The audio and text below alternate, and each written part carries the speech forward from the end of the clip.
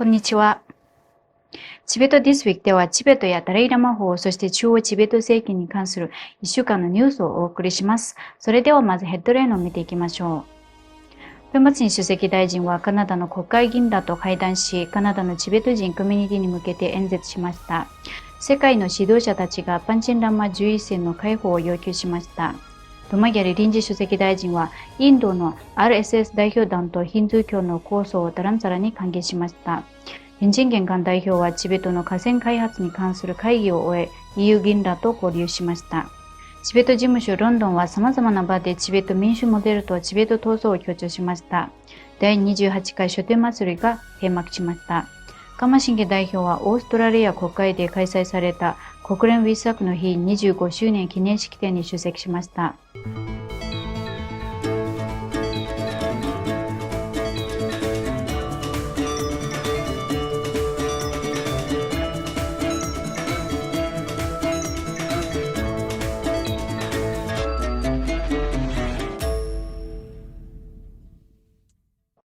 現在カナダで行われている公式公務において中央チベット政権のベンバツィン主席大臣はカナダ国会議員のイーブン・ベーカー氏と面会し再選を祝うとともにチベット人への継続的な支援に感謝しました。ベーカー議員は主席大臣と面会の機会を得たことに感謝を述べ、チベット人の正当な大義に対する支持を再確認しました。主席大臣はまたオンタリオ州トレント及びベルビルのトレントのチベット人コミュニティとも面会しました。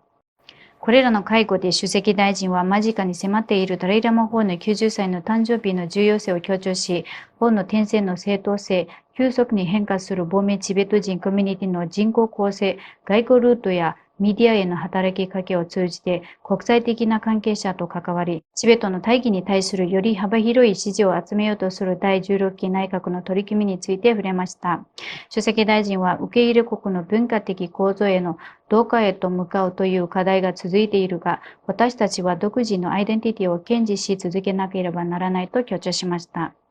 チベットのパンチンラマ11世である原伝中期ニマシーの強制思想から30周年を迎えるにあたり、世界各国の指導者たちは中国に対しパンチンラマ11世の解放を求めています。欧州議会の4つの政治団体から選出された7人の議員が EU のカヤカラス上級代表に対し、パンチンラマ11世の状況と所在に関する説明を求める緊急質問を提出したほか、EU に対しより断固とした姿勢でパンチンラマ11世の解放を中国に働きかけるよう要請しました。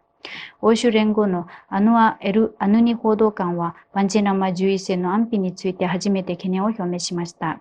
EU によるこの前例のない承認は中国との関わりの中でチベットにおける信教の自由と人権の問題を提起する意欲が高まっていることを示しています。同様にスイスのチベット議員連盟のフランク・シュワベ議員、ドイツの信教の自由担当委員、イタリアのアンドリア・デ・プリアモ上院議員、ドイツ連邦議会チベット議員連盟会長のマイケル・ブランド氏なども中国に対して第11世パンチェンラマンの所在を明らかにし、即時解放するよう声明や SNS での発信を通じて圧力を強めています。これらの指導者たちはチベット人への連帯の意を表し、中国政府が個人の権利、宗教及び文化的自決の権利を侵害していることに強く異議を唱えました。在ブリュッセルチベット事務所は、ベルギーの主要なチベット協会、国際チベット支援団体及びルンタと共同でブリュッセル市中心部で行われた平和的な抗議行動に参加しました。ジュネーブチベット事務所のティネチュキ代表もスイス・チューリヒで行われた同様の抗議活動に参加しました。今週水曜日、RSS として知られるインドの民族奉仕団とヒンズー教の精神的指導者たちがダレイラマ法のご自宅で謁見しました。その後、代表団は宗教文化省の軍海月事務次官とドマイヤリ臨時主席大臣によって中央チベット政権へ迎えられました。代表団にはスワミ・サチンダナンダ・サラスワティ氏やシュリ・ジャエンドラ・プリ・スワミ氏といった著名なヒンドゥー教指導者が含まれています。今回のダレイラマ法及び中央チベット政権指導部との面会は、チベット仏教とインドの宗教伝統との間で進展する精神的・文化的対話の深まりを反映するものとなりました。欧州在住チベットの隣人玄関代表は先週、欧州議会の議員らと一連の会合を行い、チベットにおける宗教の自由の侵害に関する欧州議会の最近の決議に対して謝意を表すとともに、今後の具体的な取り組みについて意見を交換しました。これらの会合には、ブリュッセルに拠点を置く中央チベット政権 EU 人権擁護担当官の天神文則氏も同席しました。また、国際チベット支援団体の招待を受けて、玄関代表は欧州議会内で開催されたチベットの河川開発がもたらす人道的、環境的、地政学的影響に焦点を当てた会議で講演を行いました。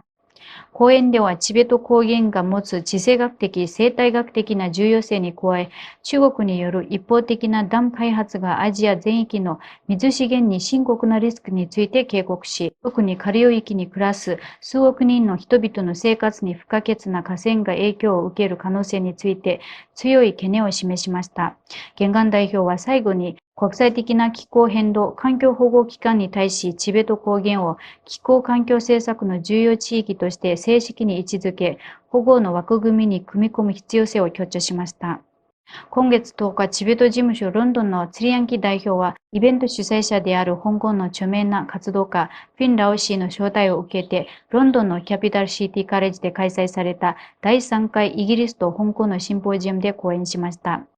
ヤンキ代表は中央チベット政権の組織構造を歩み、そして指導原則を説明し、その民主的基盤と統治モデルであることを強調しました。また、政治的権利と自由を求める中で、香港市民が自らの言語や文化的遺産を守ることの重要性を訴え、チベットと香港が共に権威主義に抵抗してきた歴史的経験を重ね合わせました。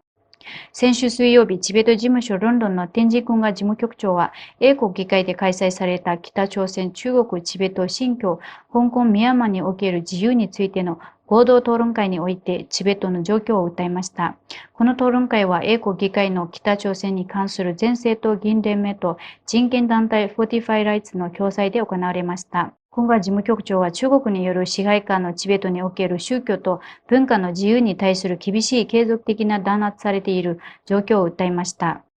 また象徴的な2つの事例に焦点を当てました。一つは30年にわたり行方不明となっているパンチェンラマ11世の事件。もう一つはベトナムで最近拘束中に死亡した尊敬を集めるチベット人宗教指導者トゥク・フンカルド JC の事件でした。このフンカルド JC の件については中国による越境的な弾圧の憂慮すべき事例であり、国外の異論を封じる新たで危険な段階に入ったことを示すものだと述べ、独立した調査の必要性を訴えました。さらに中国共産党政権が国際的なルールに基づく秩序に及ぼす広範な脅威について警鐘を鳴らしました。